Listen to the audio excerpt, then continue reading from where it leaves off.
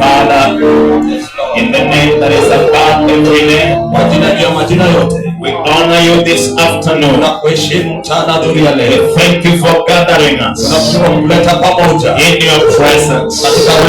We thank you for an opportunity to interact with your grace. We thank you that today you have something new for us. We open ourselves to the word that will come forth. Father, I decrease that you may take over. I decrease that you may take over. I decrease that you may take over. Holy Spirit, we dedicate this place for you, Lord. Anobila halina kaya kai enesia na kai walani lahalo behe ya ataha ya tahamu ikahara ni ataya kalefo ikahamo la habari iklere senina elekona na hatina ikahamo ya yata and the wind of the Spirit Lord blows this auditorium and the wind of your Spirit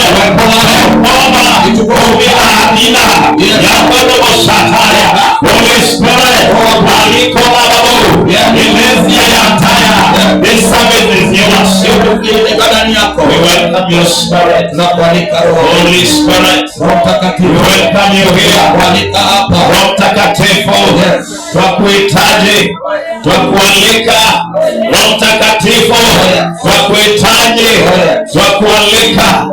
Katika jina la Yesu. Nataka tuinue tu mkono. Just lift your hand before him. Father, charge this environment with your power.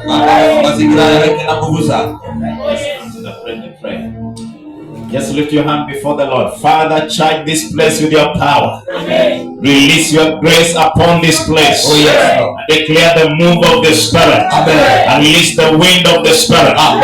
Right now, Lord, yes. Release the heavens to be open. Amen. In the name of the Lord. Amen. Upon this service today, amen. I declare, let the angels of God that minister in services where the Holy Spirit is involved, let them take their position. Amen. In every corner, in every street, in every room of this auditorium, in the name of the Lord, I release ministering spirits to be part of this service today. I release we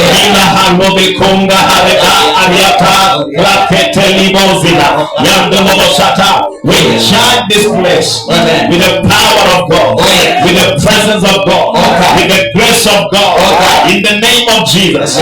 Father, speak. Oh God. Lord, release your power. Oh God. Release your anointing. Oh God. Let people be touched. Oh God. Let people be touched. Oh God. In the name of the Lord. Yes. We give you praise. Oh God. We give you honor. Oh God. We give you all the adoration. Oh God. This service is yours. Oh God. Everywhere. Oh yes. Everywhere. Oh God. This service is yours. Oh God. From the gate, this service is yours. Oh God. From the door, this place is yours. Oh God. Every corner, this service is yours.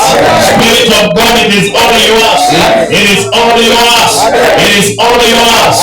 In Jesus' name. Amen. Wacha tupigie Bwana makofi. Let's appreciate the Lord again. Appreciate the Lord. Thank you so much. Let's have our seats. There's a pity. Hallelujah. Praise the Lord. Amen. Hallelujah. Nashukuru hata kutafsiriwa. Amen. I appreciate that. It will make me go fast. Amen. And I'll not struggle. Itanifanya niende haraka na sitakwama. Okay, kwamba sija hubiri kwa Kiswahili but pale tuko ni English speaking church. So most of the time tuna hubiri kwa Kiingereza. So the shift inabadilishanga. Yes. Hallelujah. Amen. Let's honor the servants of God again for the opportunity. Amen. I want to to share very briefly. Nataka nipeane neno kwa ufupi. Once again, my name is Pastor Evans. Mara nyingine jina lake ni Kasisi Evans. I'm born again. Na ameokoka. And I love the Lord. Anapenda Mungu. I serve under my spiritual father. Anatumika chini ya mtumishi wa Bwana. His name is Apostle Julius Subi. Anaitwa mtume Apostle Subi. He's called an apostle of prayer. Anaitwa mtume wa maombi. Across the world, katika ulimwengu, across the universe, katika ulimwengu wote, is known in the nations of the world. Anajulikana kwa mataifa mengi. As a man with a stirring anointing. Kama mtu aliye na mtu wa kuamsha maombi. Of prayer. Maombi. That is his area. Hiyo ndio upande aliyopewa. Miracles. Anatembea kwa miujiza, signs and wonders. Ishara na maajabu. He's also a prophet of God. Na pia ni nabii wa Mungu. With him for many years. Amekuwa naye kwa muda mrefu. I've served under him many years. Ametumika chini yake kwa muda mrefu. Now we are serving very closely. Na pia wako karibu sana. I began serving him as a protocol. Alianza kumtumikia kama mtushamazi. When I joined the ministry more than 13 years ago. Zaidi ya miaka 13 iliyopita. And then we began rising as we kept being obedient and faithful. Na wakazidi kupanda zidi walivyokuwa waaminifu na watiifu. And then now I became one of the pastors. Na leo hii amekuwa mmoja wa wachungaji. I've seen the power of God. Na wameona nguvu za Mungu. Hallelujah. Amen. Praise the Lord. Jina la Bwana lipewe. Do you believe God can change your life? Unaamini Mungu atabadilisha maisha yako? Do you believe God can change your life? Unaamini Mungu atabadilisha maisha yako? Do you believe God can change your life? Unaamini? I want to start with some two testimonies. Atakaanza na ushuhuda mbili. Hallelujah. Do you love testimonies? Unapenda ushuhuda? Do you believe in testimonies? Unaamini ushuhuda? Scripture says they overcame by the blood of the Lamb. Maandiko yanasema wakamshinda kwa damu ya Yesu. And by the word of their testimonies. Na kwa neno na maneno ya vinywa vyao. Hallelujah. I want to start by telling you this Apostle Subi. Nataka nieleze kuhusu mtume huyu Apostle Subi. When he came to Kenya, alipokuja Kenya, the Lord told him, I'm sending you to Kenya. Mungu alimwambia namtuma Kenya. He was in Kampala. Alikuwa mji wa Kampala, Uganda. So he said, Lord, no problem. You want me to go to Kenya? Let me go. He did not have a passport. Akasema, Mungu nataka niende Kenya, basi hakuna shida, na hakuwa na passport. Hallelujah.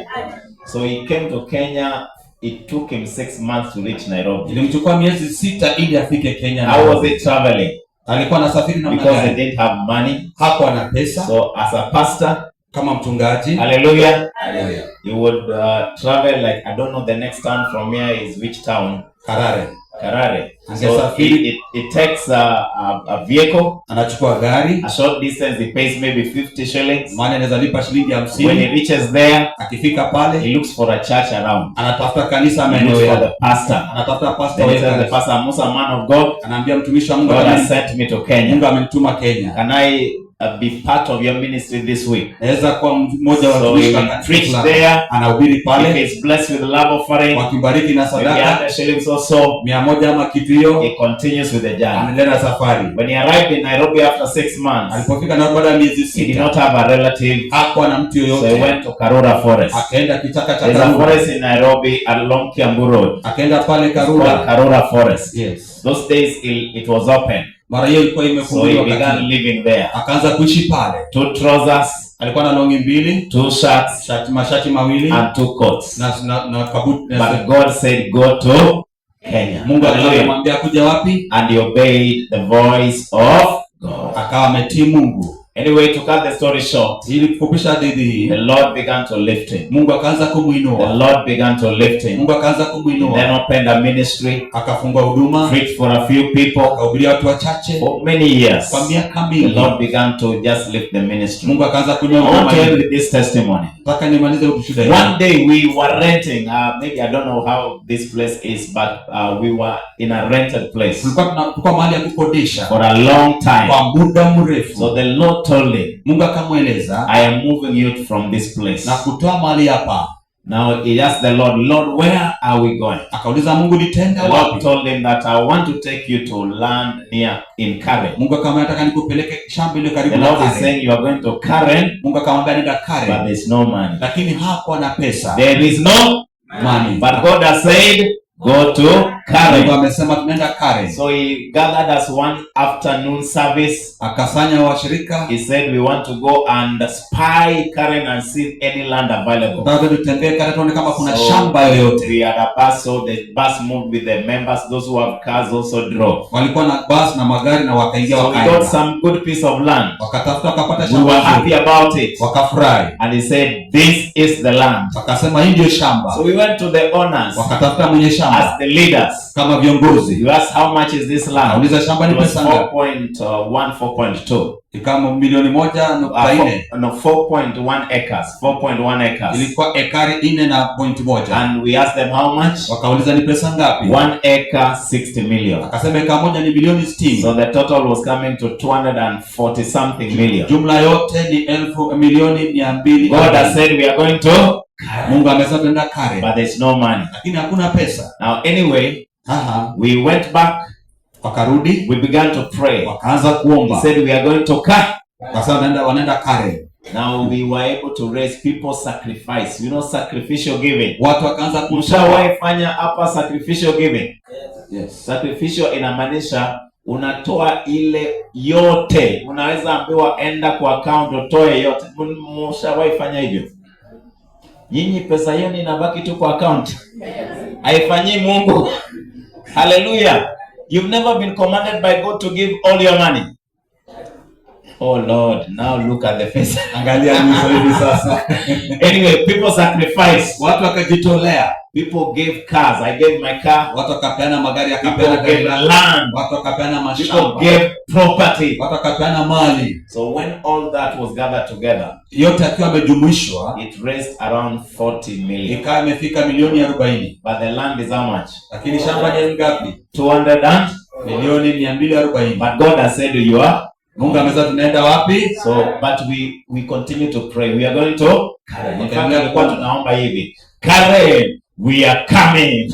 Karen, we are coming. Karen, pesa hakuna. One night, usiku mmoja, Apostle received a call from out of the country. Mtume akapata simu kutoka nje ya nchi. And the lady who called asked him, Apostle, how are you? Yule mama akamuuliza unaendeleaje Apostle? Apostle, I'm fine. Akasema mimi niko sawa. How is your wife? Mke wako ako namna gani? My wife is okay. Mke wako ako sawa. How are your children? Watoto wako ako namna gani? They are all okay. Akasema wako sawa. How is the church? Kanisa namna gani? The church in Nairobi. Kanisa Nairobi. The church is all okay. Kanisa inaendelea vizuri. Apostle, you mean everything is all right? Mtume unamaanisha kila kitu iko sawa? Everything is all right. Kila kitu iko sawa. The next day the lady called again. Kesho yake tena yule mama akapiga. Apostle, akauza Mtume, is everything all right? Kila kitu iko sawa. Everything is all right. Kila kitu iko sawa. Family is all right. Jamii iko sawa. Everyone is all right. Kila mtu ako sawa. Kanisa is okay.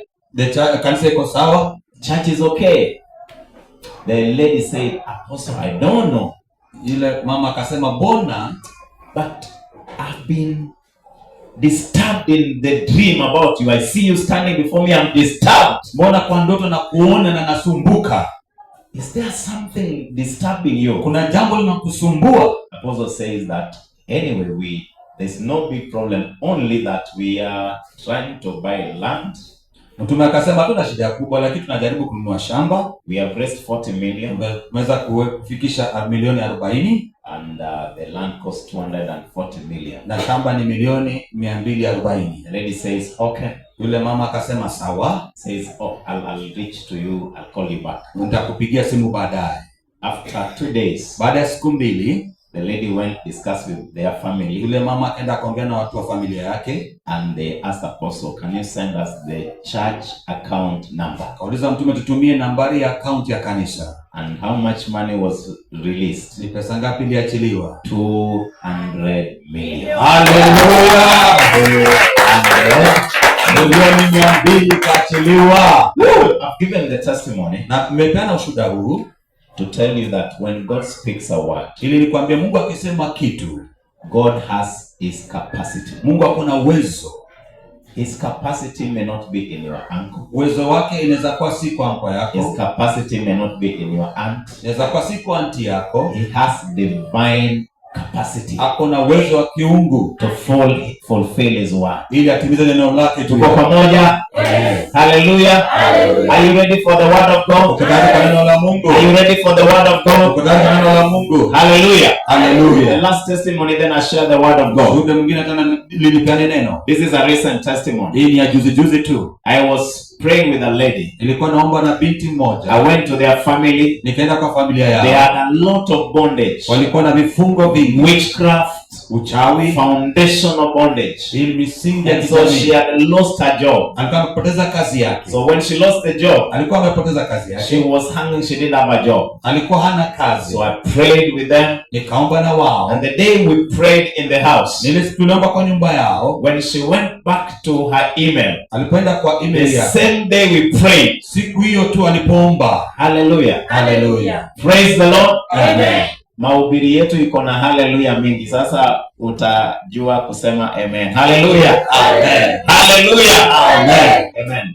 So hallelujah. Amen. So I prayed with them. When she went to her email, alipoenda katika email yake, she finds a message. Akapata ujumbe. And she's being told, we are sorry we have delayed. Akasema pole sana tumekuchelewesha. Hallelujah. Hallelujah. To respond to your request for a job. Kujibu ujumbe wako. She had applied for a job. Now they are telling her, we are sorry. Wakamwambia pole. Now when is this sorry coming? Hii pole inakuja lini? After an encounter with God. Baada ya kukutana na Mungu. Anyway, to cut the story short, ili kufupisha hadithi yako, continued praying with this lady. Endelea kuomba na huyu binti. 1 week ago, wiki moja hivi imepita, this lady calls me. Huyu anapiga simu and she was crying. Na alikuwa analia.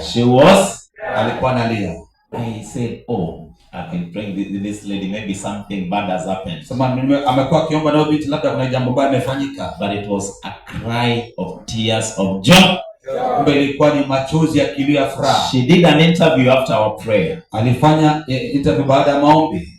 And the salary she was told, first of all they told her, e position you applied for is too small for you. Too small. Kamwambia ile nafasi ulikuwa umetaka ni kidogo sana. Too small. Kidogo sana. So they created, this is a multinational. Multinational means it is a company in many countries. Ni kampuni ambayo inajulikana kwa mataifa mengi. So she is going to be the one following the CEO.